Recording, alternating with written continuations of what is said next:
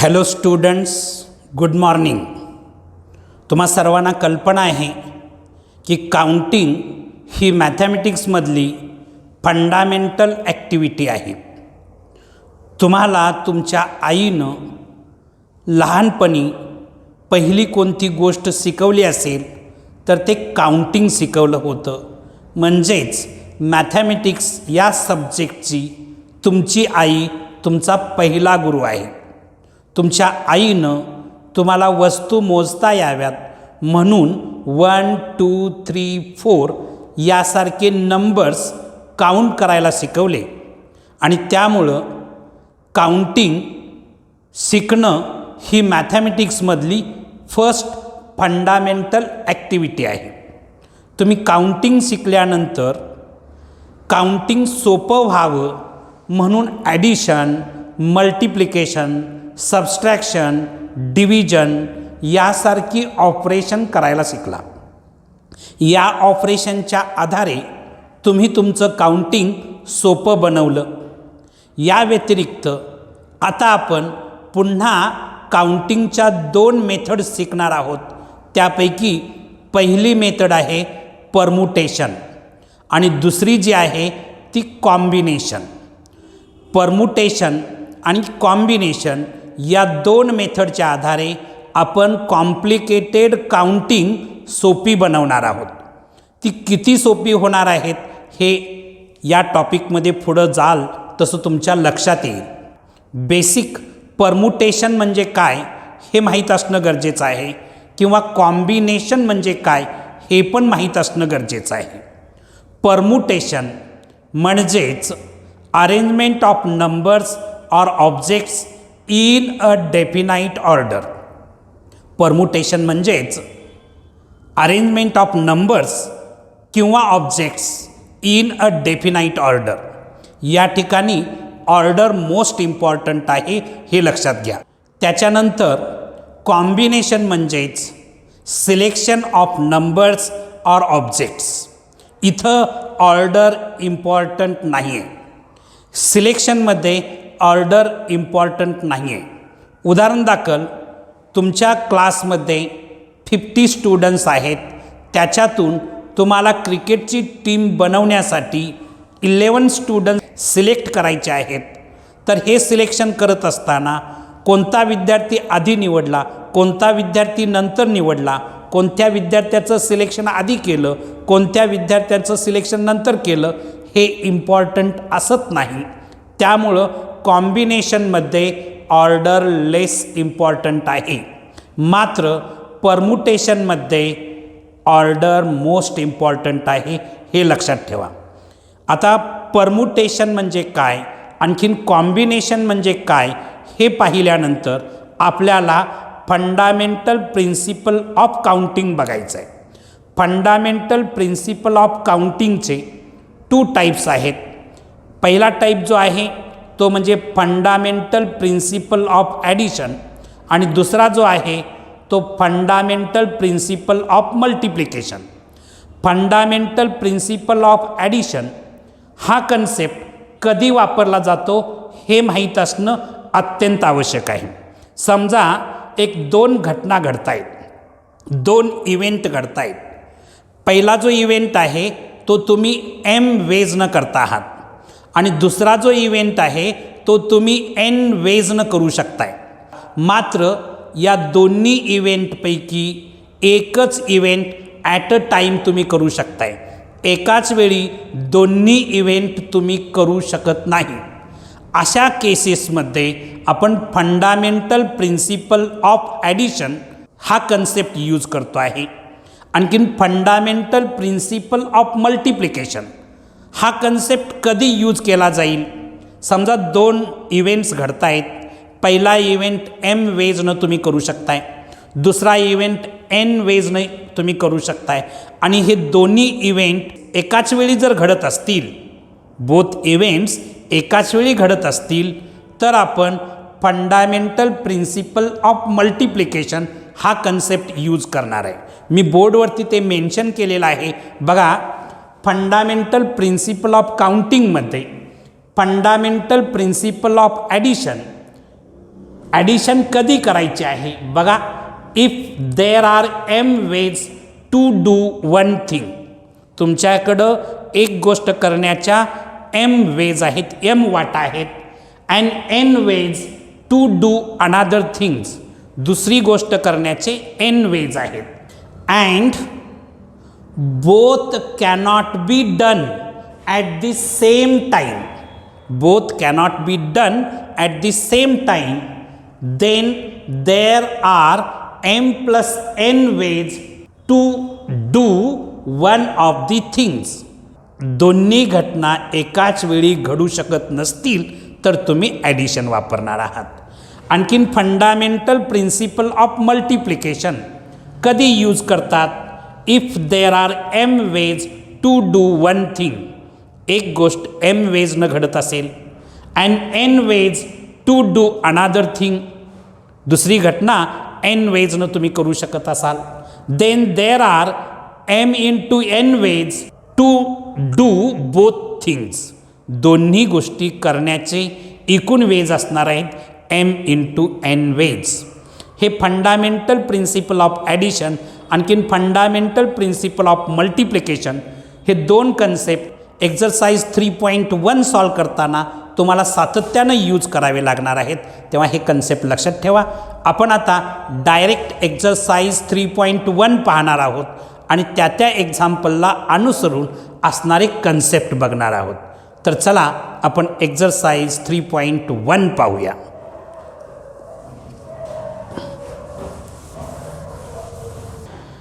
Exercise 3.1 आपण start करतो आहोत. तर या एक्झरसाइजमधला फर्स्ट क्वेश्चन मी बोर्डवरती लिहिलेला आहे. काय क्वेश्चन आहे बघा. A teacher wants to select the class monitor in a class of 30 boys and 20 girls. In how many ways can the monitor be selected? If the monitor must be either a boy or a girl. आता इथं question पहिल्यार्थम समजावून घेणं गरजेचं आहे. या क्लासमध्ये 30 boys आहेत आणखीन 20 गर्ल्स आहेत. 30 बॉईज आणि 20 गर्ल्समधून आपल्याला 1 क्लास मॉनिटर निवडायचा आहे. ठीक आहे. आता 30 बॉईजमधून आपण एक क्लास मॉनिटर 30 वेजनं सिलेक्ट करू शकतो. म्हणजेच बॉईज जर मॉनिटर म्हणून सिलेक्ट करायचा झाला तर माझ्याकडं वेज असणार आहेत 30 वेज. समजा गर्ल्समधून मला क्लास मॉनिटर सिलेक्ट करायचा असेल तर माझ्याकडं वाटा असणार आहेत 20 वेज. कारण 20 गर्ल्स आहेत. त्यापैकी any girls can we select as a class monitor. आणि त्यामुळं girls as a class monitor म्हणून सिलेक्ट करण्याच्या माझ्याकडे 20 वेज असणार आहेत. आणखी टोटल नंबर ऑफ वेज 30 + 20 केलं तर माझ्याकडं 50 वेज असणार आहेत. इथं मी फंडामेंटल प्रिन्सिपल ऑफ ॲडिशन वापरलं कारण मॉनिटर जो निवडायचा आहे तो आयदर बॉय असेल ऑर गर्ल असेल आणि त्यामुळं मी फंडामेंटल प्रिन्सिपल ऑफ ॲडिशन वापरलेलं आहे. फंडामेंटल प्रिन्सिपल ऑफ ॲडिशन कधी वापरायचं असतं. 2 इव्हेंट असतील त्यापैकी at the same time only 1 event जर घडत असेल तर आपण फंडामेंटल प्रिन्सिपल ऑफ ॲडिशन वापरतो. आणि एकाच वेळी दोन्ही इव्हेंट जर घडत असतील तर त्या ठिकाणी आपण फंडामेंटल प्रिन्सिपल ऑफ मल्टिप्लिकेशन वापरतो आहे. आता हे जे आपण रफ वर्क केलं आणि आन्सर फाइंड आउट केलं की आपल्याकडं क्लास मॉनिटर निवडण्याच्या 50 वेज आहेत.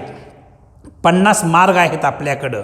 30 veg from boys and 20 veg from girls असे एकूण 50 वेज आपल्याकडं क्लास मॉनिटर सिलेक्ट करण्याचे उपलब्ध आहेत. ओके. आता हे प्रॉपर रिप्रेझेंट करायचं आहे. आन्सर त्याचं कसं लिहायचं ते आपण बोर्डवरती लिहूया कारण त्याच्यामध्ये फार वेळ जाऊ नये म्हणून मी डायरेक्ट आधी लिहितो आहे आणि मग एक्सप्लेन करतो आहे. रफ वर्क आधी आपण केलं. आन्सर कसं फाइंड आउट करायचं हे तुमच्या लक्षात आलं असेल. आता आपण प्रॉपर प्रेझेंटेशन लिहूया. या ठिकाणी आन्सर प्रॉपर वे कसं रिप्रेझेंट करायचं आहे ते मी बोर्डवरती लिहिलेलं आहे. हे लिहिण्यापाठीमागचा हेतू आहे मॅक्झिमम क्वेश्चन्स कव्हर करणे, लिखाणाचा वेळ वाचावा, हा त्याच्या पाठीमागचा हेतू आहे. या क्वेश्चनचं आन्सर कसं फाइंड आउट करायचं हे ऑलरेडी मी एक्सप्लेन केलेलं आहे. पुन्हा एकदा मी सांगतो आहे. There are 30 boys and 20 girls in a class. A teacher can select any boy as a class monitor from 30 boys in 30 different ways. त्याच पद्धतीनं he can select any girl as a class monitor from 20 girls in 20 different ways. Therefore, by the fundamental principle of addition, there are 30 plus 20 is equal to 50 different ways to select a class monitor. Okay, चला next question आपण पाहूया. Screenshot घ्या किंवा copy करा. आणखीन next question आपण बघणार आहोत. Next question. नेक्स्ट क्वेश्चन काय आहे बघा. A signal is generated from 2 flags by putting 1 flag above the other. If 4 flags of different colours are available, how many different signals can be generated. Question पहिल्या तुम्ही समजावून घ्या. आपल्याला एक signal generate करायचा आहे.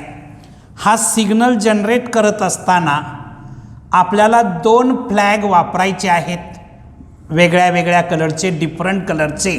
समजा हा सिग्नल मला जनरेट करायचा आहे. हा सिग्नल जनरेट करत असताना डिफरंट कलरचे 2 फ्लॅग्स यूज करायचे आहेत.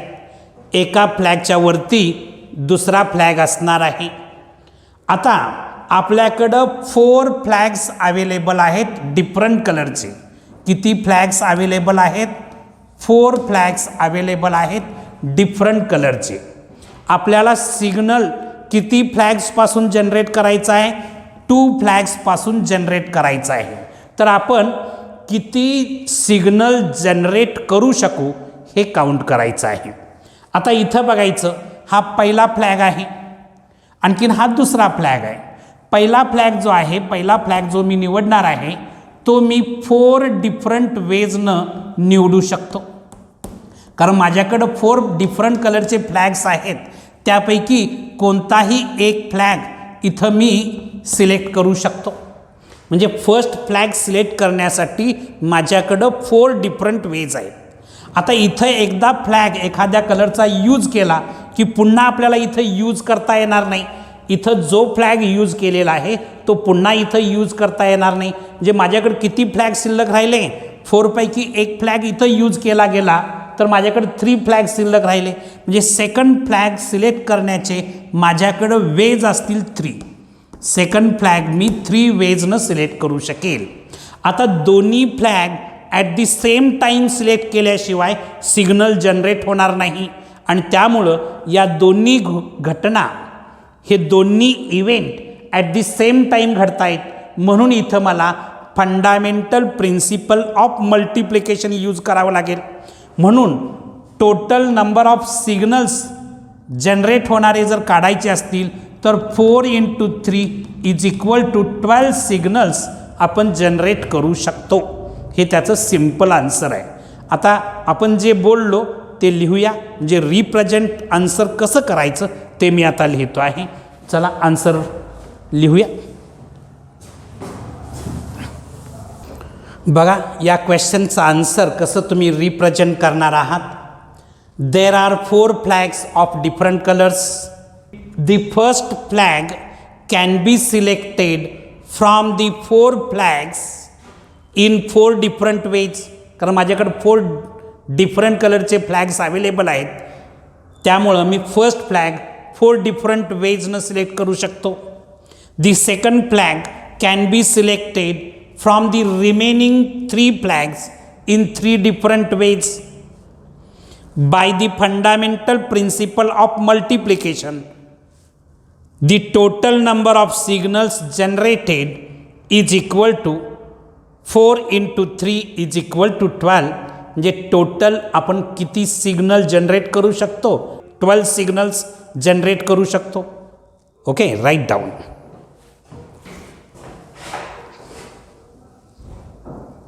तर आपण नेक्स्ट क्वेश्चन बघणार आहोत. चला नेक्स्ट क्वेश्चन बघूया. नेक्स्ट क्वेश्चन काय आहे बघा. In how many 2 letter words can be formed using letters from the word space when repetition of letters is allowed. First question आहे इज अलाउड, सेकंड आहे is not allowed. Question पहिल्या तुम्ही समजावून घ्या. इथं जो क्वेश्चन दिलेला आहे या क्वेश्चनमध्ये स्पेस हा जो वर्ड आहे या वर्ड्समध्ये जी लेटर्स आहेत या लेटर्सपासून आपल्याला 2 लेटर्स वर्ड बनवायचा आहे. आता 2 लेटर्स वर्ड बनवायचा आहे. कुणापासून बनवायचा आहे? स्पेस या वर्डमध्ये असणाऱ्या लेटर्सपासून 2 लेटर वर्ड्स बनवायचं आहे. 2 लेटर्स वर्ड्समध्ये 2 प्लेसेस असतील. ही जी आहे ती फर्स्ट प्लेस आहे आणि ही जी आहे ती सेकंड प्लेस आहे. ठीक आहे. आता इथं आपण पहिली कंडिशन जर विचारात घेतली की रिपीटेशन इज अलाउड. पहिली कंडिशन काय आहे? Repetition is allowed. Repetition allowed आहे ही फर्स्ट कंडिशन आपण विचारात घेऊया. आता इथं स्पेस या वर्डमध्ये एकूण लेटर्स आहेत 5. म्हणजे n इज इक्वल टू 5 असं मी लिहितो. Number of letters in the word space is equal to 5. आता इथं ही जी 5 लेटर्स आहेत त्यात या ठिकाणी पहिल्या कंडिशनमध्ये रिपीटेशन इज अलाउड म्हटलेलं असल्यामुळं फर्स्ट प्लेस जी आहे ती मी 5 वेजनं भरू शकेन. कारण माझ्याकडं 5 लेटर्स अवेलेबल आहेत. त्यापैकी कुठलंही लेटर्स मी इथं भरू शकतो. म्हणजे फर्स्ट प्लेस मी 5 वेजनं भरू शकतो. इथं रिपीटेशन अलाउड आहे म्हणजे इथं वापरलेलं लेटर पुन्हा मी इथं वापरू शकतो. म्हणून सेकंड प्लेस मी 5 वेजनंच भरू शकतो. ठीक आहे. सेकंड प्लेससुद्धा मी 5 वेजनंच भरू शकतो. आता ही दोन्ही letters at the same time आपण सिलेक्ट केल्याशिवाय 2 लेटर्स वर्ड बनणार नाही. म्हणजे या दोन्ही घटना दोन्ही event at the same time घडावे लागतात आणि म्हणून फंडामेंटल प्रिन्सिपल ऑफ मल्टिप्लिकेशन आपल्याला वापरावं लागेल. म्हणजे total number of words find out करायचे असतील तर हे 5 into 5 is equal to 25 words आपल्याला मिळतील. 2 लेटर्स वर्ड्स. ठीक आहे. आता सेकंड कंडिशन आपण विचारात घेऊया. सेकंड कंडिशनमध्ये तुम्हाला सांगण्यात आलेलं आहे repetition is not allowed. Repetition is not allowed. तुम्हाला 2 लेटर वर्ड्स बनवायचं आहे. ते या ठिकाणी त्याच्या 2 प्लेसेस असणार. फर्स्ट प्लेस आणखीन सेकंड प्लेस. ठीक आहे. 2 लेटर्स वर्ड्स बनवत असताना 2 प्लेसेस असणार आहेत. आता फर्स्ट प्लेस जी आहे ती तुम्ही 5 डिफरंट वेजनं फिलअप करू शकता. सेकंड प्लेसला रिपीटेशन अलाउड नाही आहे आणि त्यामुळे इथं जे लेटर्स वापरलेलं आहे ते लेटर इथं पुन्हा वापरता येणार नाही. त्यामुळं या 5 लेटर्सपैकी रिमेनिंग 4 लेटरच्या आधारे मला सेकंड प्लेस फिलअप करावी लागेल. म्हणजे सेकंड प्लेस मी किती पद्धतीनं फिलअप करू शकतो? 4 डिफरंट वेजनं सिलेक्ट करू शकतो. सेकंड प्लेस मी 4 डिफरंट वेजनं सिलेक्ट करू शकतो. By the fundamental principle of multiplication वापरावं लागणार. कारण दोन्ही letters at the same time जर आपण सिलेक्ट केली, दोन्ही घटना एकदम घडल्या तरच 2 लेटर वर्ड्स तयार होणार आहे. त्यामुळं दोन्ही घटना एकदम घडत असल्यामुळं फंडामेंटल प्रिन्सिपल ऑफ मल्टिप्लिकेशन वापरावं लागेल. त्यामुळं नंबर ऑफ वर्ड्स किती तयार होतील हे फाइंड आउट करण्यासाठी 5 into 4 is equal to 20 words तयार होतील. ठीक आहे. म्हणजेच रिपिटेशन अलाउड असेल तर 25 वर्ड्स तयार होतील, रिपिटेशन अलाउड नसेल तर 20 वर्ड्स तयार होतील. आपण जे आता बोललो ते आपण कसं रिप्रेझेंट करायचं ते रिप्रेझेंटेशन मी बोर्डवरती लिहितो. ओके, चला रिप्रेझेंटेशन लिहूया. आपण या क्वेश्चनमधल्या पहिल्या कंडिशनचं रिप्रेझेंटेशन आन्सरचं बोर्डवरती लिहिलेलं आहे. रिपिटेशन इज अलाउड अशी पहिली कंडिशन आहे. Number of letters in the word space is equal to 5. Since repetition of the letter is allowed, therefore in 2-letter word both the letters can be selected in 5 different ways. Therefore, by the fundamental principle of multiplication, total number of 2-letter words is equal to 5 into 5 is equal to 25. हे first कंडिशनचं आन्सरचं representation आहे. Write down. मग second कंडिशनचं आपण लिहूया.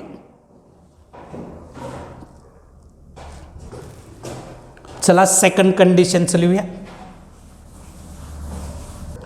Second कंडिशनच्या आधारे आन्सर कसं रिप्रेझेंट होईल बघा.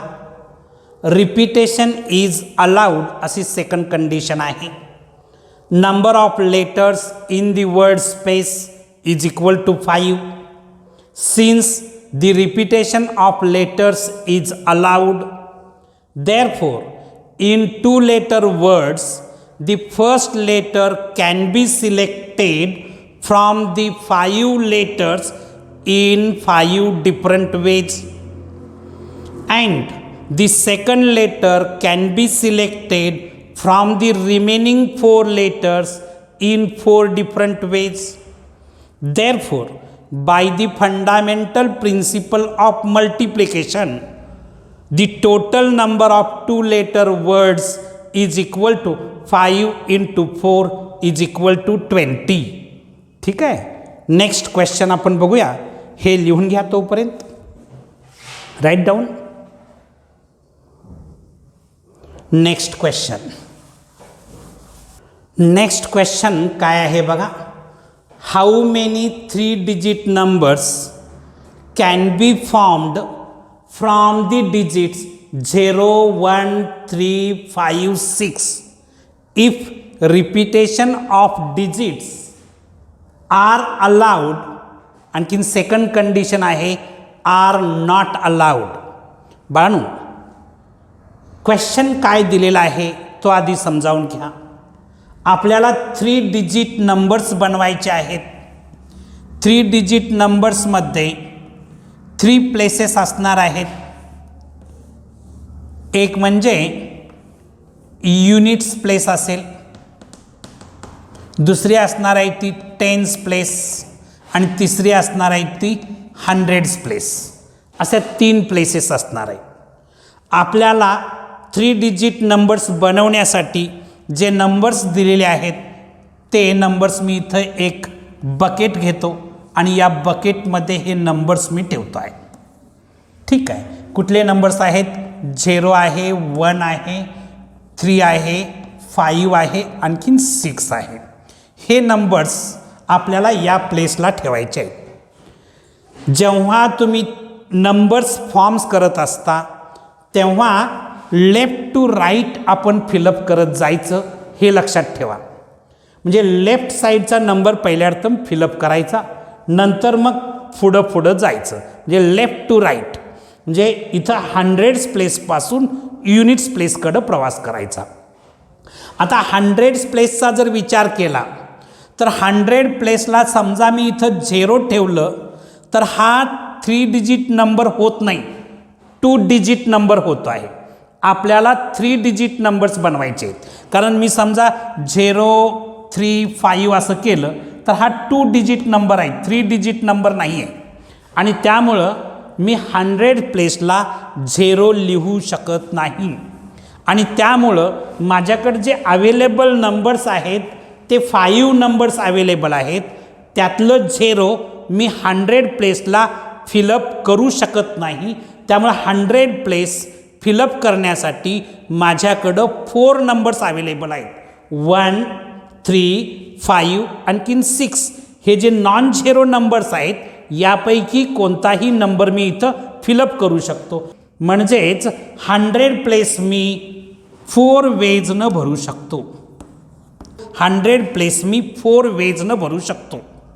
आता इथं पहिली कंडिशन आहे रिपिटेशन अलाउड आहे. इथं जो नंबर भरलेला आहे तो मी इथं किंवा इथं पुन्हा फिलअप करू शकतो, कारण रिपिटेशन इज अलाउड पहिली कंडिशन आपण विचारात घेतली. रिपिटेशन इज अलाउड म्हणजे 10th प्लेस जी आहे ती या 5 नंबरपैकी कोणत्याही नंबरनं मी फिलअप करू शकतो. म्हणजे 10th प्लेस मी 5 वेनं भरू शकतो. त्यामुळं 10 प्लेस मी भरण्याचे मार्ग माझ्याकडे आहेत, 5 वेज आहेत. तशाच पद्धतीनं युनिट्स प्लेस जी आहे ती सुद्धा मी 5 वेजनं भरू शकतो. म्हणजे ही प्लेस भरण्याचे माझ्याकडे मार्ग आहेत 5 वेज.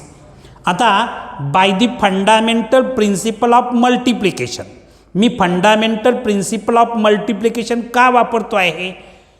इथं 100 प्लेसला नंबर्स डिजिट सिलेक्ट करण्याची एक घटना झाली, 10th प्लेसला डिजिट सिलेक्ट करण्याची दुसरी घटना झाली आणि युनिट्स प्लेसला डिजिट सिलेक्ट करण्याची तिसरी घटना.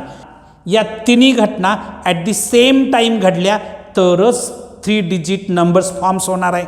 आणि त्यामुळं तिन्ही events at the same time घडत असल्यामुळं मला फंडामेंटल प्रिन्सिपल ऑफ मल्टिप्लिकेशन वापरावं लागेल. म्हणजे फंडामेंटल प्रिन्सिपल ऑफ मल्टिप्लिकेशन केलं तर 4 ways into 5 ways into 5 ways, 5 into 5 means 25, 25 into 4 केलं तर किती मिळतं? 100 नंबर्स मी फॉर्म्स करू शकतो. फर्स्ट कंडिशनच्या आधारे रिपिटेशन इज अलाउड आहे ना, याच्या आधारे. सेकंड कंडिशन जे आहे repetition is not allowed, are not allowed म्हटलेलं आहे. इथं सुद्धा 3 डिजिट नंबर्स बनवायचा आहे. म्हणजे 3 प्लेसेस असतील, एक म्हणजे 100 प्लेस, दुसरी म्हणजे 10th प्लेस, आणखीन तिसरी म्हणजे युनिट्स प्लेस. अशा 3 प्लेसेस असतील. तुम्हाला माहिती आहे की 100 प्लेसला मी 0 भरू शकत नाही. म्हणजे 100 प्लेस भरण्यासाठी माझ्याकडे किती नंबर्स अवेलेबल आहेत? 1, 3, 5, 6 हे 4 नॉन झिरो नंबर्स अवेलेबल आहेत. म्हणजे 100 प्लेस मी 4 वेजनं भरू शकतो. ठीक आहे. आता इथं एक नंबर मी यूज केलेला आहे, नॉन झिरो नंबर मी समजा यूज केला तर इथं किती नंबर्स मी यूज करू शकतो? इथं 0 यूज करू शकतो. म्हणजे 5 नंबर्सपैकी एक नंबर मी इथं फर्स्ट युनिट प्लेसला वापरला, रिपिटेशन अलाउड नसल्यामुळे इथं पुन्हा मी वापरू शकत नाही. म्हणजे 10th प्लेस मी 4 वेजनंच भरू शकतो, कारण इथं एक नंबर इथं जो वापरलेला आहे तो मी इथं वापरू शकत नाही. त्याच्यानंतर इथं एक नंबर वापरला गेला, इथं एक नंबर वापरला गेला, किती नंबर शिल्लक राहणार? 2 नंबर्स यूज केल्यानंतर 5 पैकी 2 यूज केले म्हणजे 3 नंबर्स राहिले. म्हणजे युनिट प्लेस मी 3 वेजनं भरू शकतो. ठीक आहे. आणि by the fundamental principle of मल्टिप्लिकेशननं हे 4 ways into 4 ways into 3 ways, 4 into 4 केलं तर 16 येणार, 16 इंटू 3 केलं तर किती येतं? 48 येतं का? Is equal to 48. हे तुमचे टोटल नंबर्स किती फॉर्म्स होणार आहेत? 3 digit numbers. Repetition not allowed असेल तर 48 नंबर्स फॉर्म्स होणार आहेत. ओके. आता हे आन्सर आपण प्रॉपर रिप्रेझेंट करूया. चला प्रॉपर रिप्रेझेंटेशन लिहूया. सगळ्यांच्या लक्षात आलं असेल आन्सर कसं फाइंड आउट करायचं आहे, लक्षात घ्या. ओके. तर प्रॉपर आपण जे बोललो तेच पुन्हा लिहितो आहे.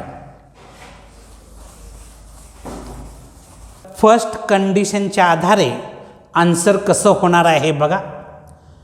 अ 3 digit number has 3 places which are 100th place, 10th place and unit place from left to right. Left to right 3 digit नंबर्समध्ये 3 प्लेसेस असतात, 100th place, 10th place and units place. Repetition is allowed पहिली condition repetition अलाउडची विचारात घेतली. 0 cannot be filled in 100 place, कारण 100 प्लेसला 0 भरलं तर तो 2 डिजिट नंबर होतो आहे. 100 place can be filled by any one of the 4 non zero numbers in 4 different veg. 4 non zero numbers आहेत 1, 3, 5, 6. यापैकी कोणत्याही एका नंबरनं आपण 100 प्लेस भरू शकतो in 4 different veg. Since repetition is allowed, इथं रिपिटेशन अलाउड असल्यामुळं tense place and units place can be filled by any one of the given 5 digits in 5 different ways. आपल्याला जे 5 डिफरंट डिजिट्स दिलेले आहेत त्या 5 डिफरंट डिजिट्सपैकी कोणताही डिजिट वापरून आपण टेन्स प्लेस आणि आणखीन युनिट्स प्लेस 5 डिफरंट वेजनं आपण फिलअप करू शकतो. Therefore by the fundamental principle of multiplication आपण काय लिहिणार आहे, total number of 3 digit numbers is equal to 4 × 5 × 5 is equal to 100 मिळतं आहे. हे फर्स्ट कंडिशनच्या आधारे मिळालेलं आन्सर आहे. आता आपण सेकंड कंडिशनच्या आधारे आन्सर कसं डेव्हलप होईल ते पाहूया. राईट डाऊन दिस पार्ट फर्स्ट.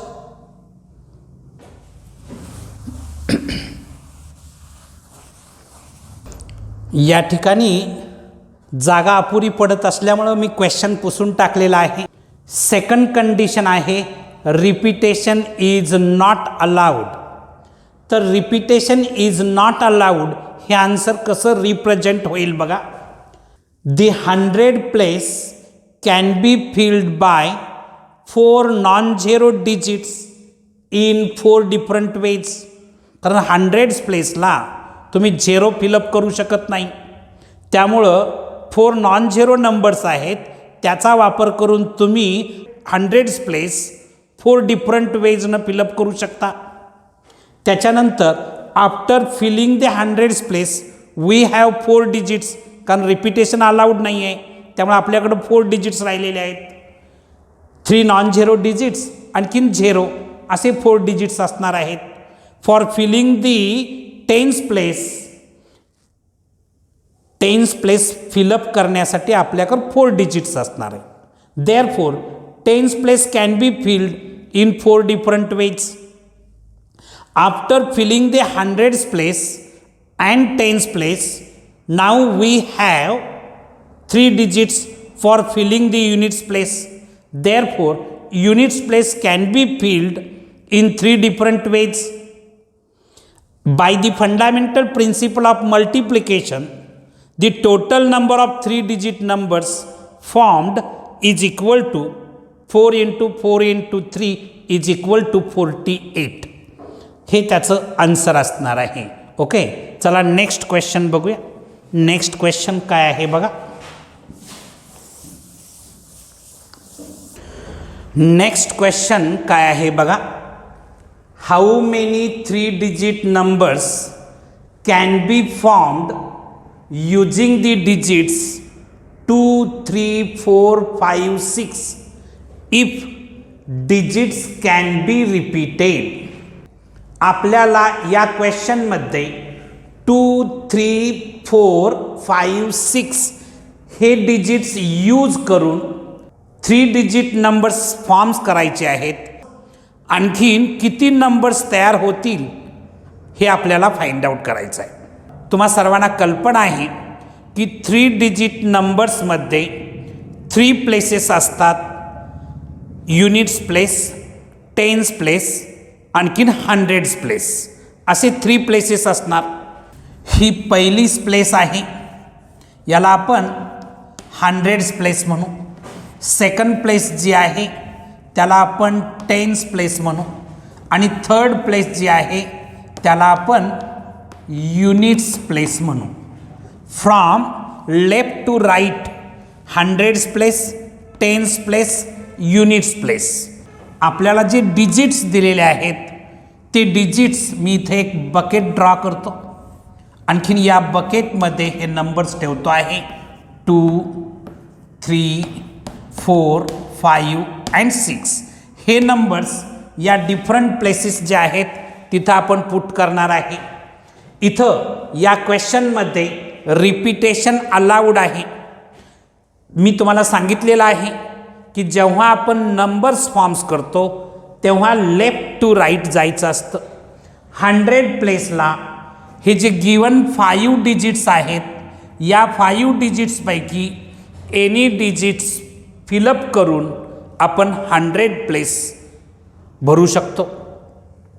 म्हणजे 100 प्लेस आपण 5 डिफरंट वेजनं फिलअप करू शकतो. 100 place can be filled by using 5 digits in 5 different ways. ठीक आहे. रिपिटेशन अलाउड असल्यामुळं इथं जो नंबर यूज केलेला आहे तो सेम नंबर आपण इथं यूज करू शकतो. म्हणजे 10th place can be filled by using any one of the given 5 digits in 5 different ways. त्यामुळं 10th प्लेससुद्धा मी 5 डिफरंट वेजनं फिलअप करू शकतो.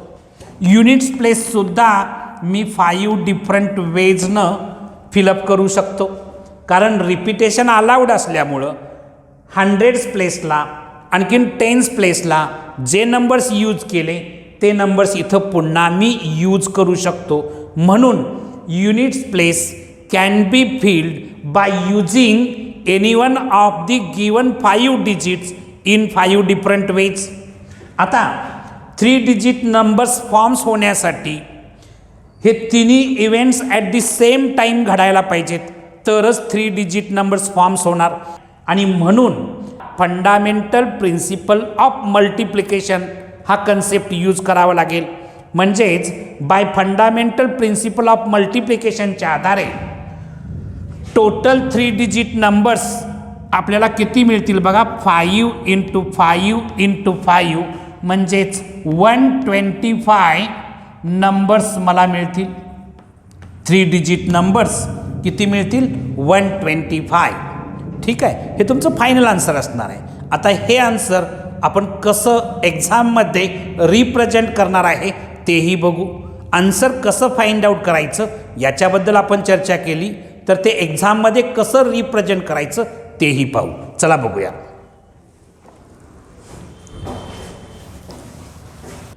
एक्झाममध्ये हे आन्सर कसं रिप्रेझेंट करायचं आहे ते मी इथं बोर्डवरती लिहिलेलं आहे. बघा, a 3 digit number has 3 places which are 100th place, 10th place and units place from left to right. Left to right 3 digit numbers मध्ये 3 places असतात. 100th place, 10th place and unit place.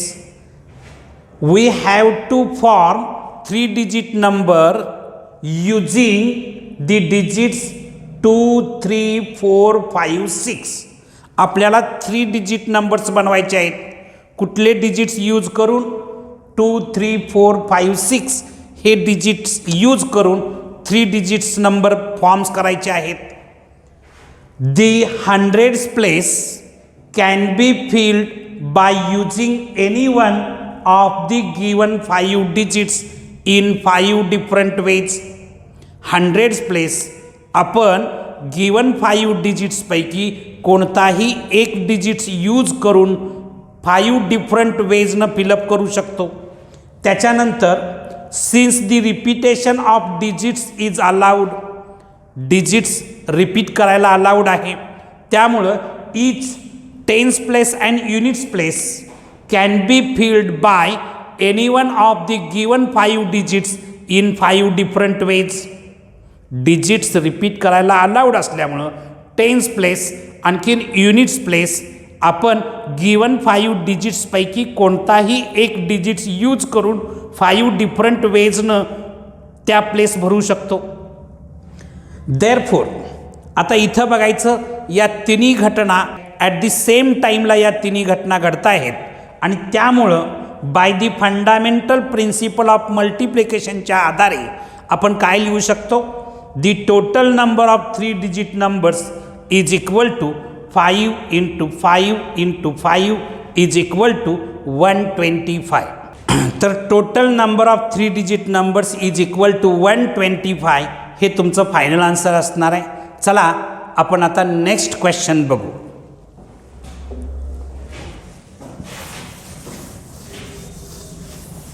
Next question काय आहे बघा. A letter lock contains 3 rings.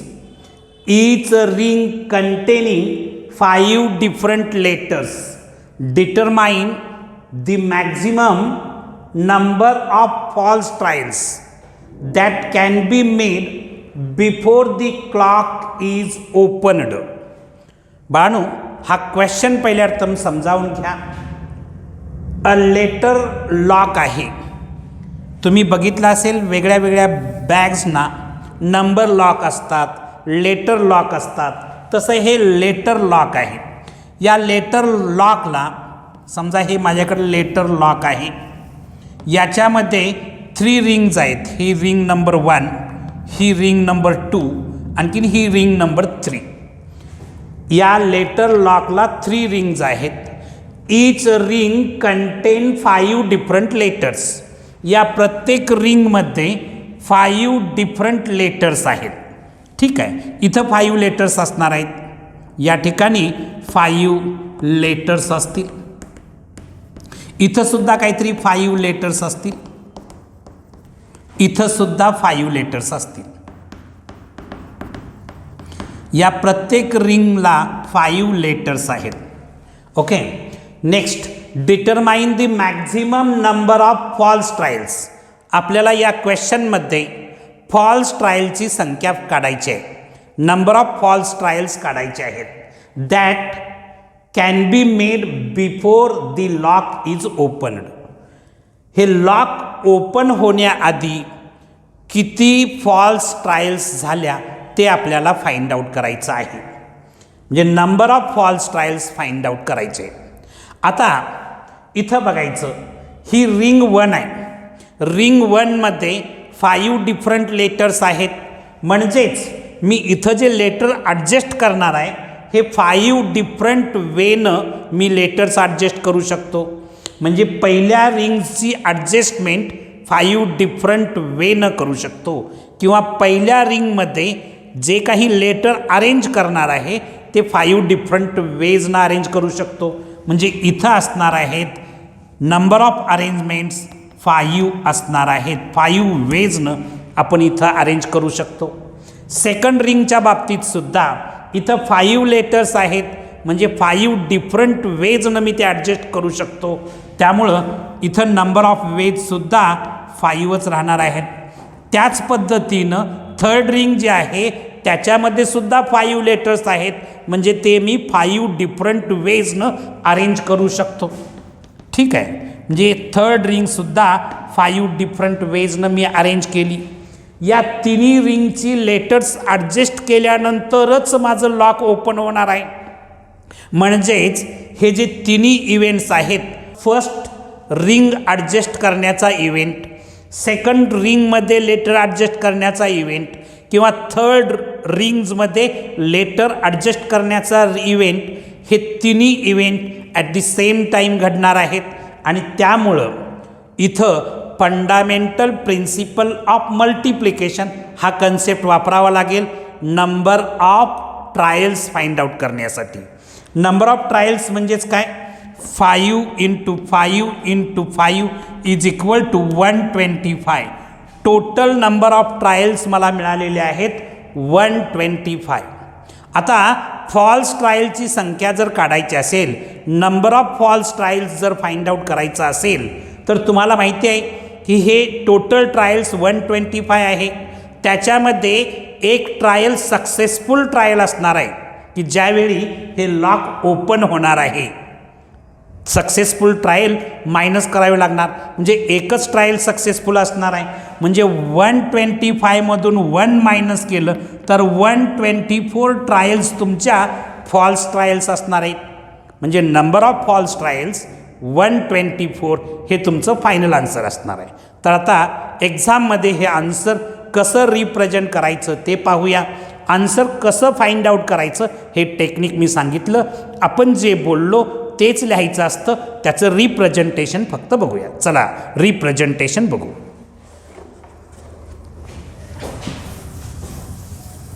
बघा या क्वेश्चनचं answer कसं represent करणार आहात. Since there are 3 rings, each ring containing 5 different letters, therefore each ring can be adjusted in 5 different ways. Therefore, by the fundamental principle of multiplication, the total number of trials is equal to 5 into 5 into 5 is equal to 125. Out of these 125 trials, only one trial is successful to open a lock. Therefore, the maximum number of false trials is equal to 125 minus 1 is equal to 124. हे आपलं answer लिहिण्याची proper method राहणार आहे. मी तुम्हाला rough work करून answer कसं find out करायचं ते सांगितलं. ते कॉम्पिटिटिव्ह एक्झाम्समध्ये तुम्हाला मोठ्या प्रमाणात उपयोगाला येईल. आणखीन हे आन्सर तुम्ही कॉलेजमध्ये जो काही पेपर लिहिणार आहात डिस्क्रिप्टिव्ह आन्सरचा, त्याच्यासाठी तुम्हाला या पद्धतीनं आन्सर रिप्रेझेंट करावं लागेल.